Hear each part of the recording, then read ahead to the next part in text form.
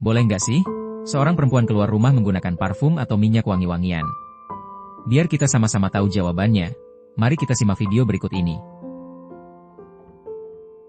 Perempuan mana saja yang keluar rumah dalam keadaan pakai parfum lalu baunya dicium oleh laki-laki yang bukan mahram, fahiya aniyah. Apa artinya itu? Maka dia adalah pelacur. Terus ngomong Nabi, makhluk yang paling lemah lembut tapi pakai bahasa yang keras seperti ini karena Nabi ingin menyelamatkan kaum perempuan muslimah. Dulu ada perempuan pakai parfum pas salat Isya di masjid, disuruh pulang, ayo mulai dhisik aduso mandi dulu sampai bau parfumnya hilang baru boleh ke masjid. Padahal dia pakai bukhur itu dupa, jadi mungkin di rumahnya nyalakan dupa kan baunya wangi, kena pakaiannya, lalu dia ke masjid dalam keadaan bau wangi, disuruh pulang ya sampai baunya hilang dulu baru boleh ke masjid.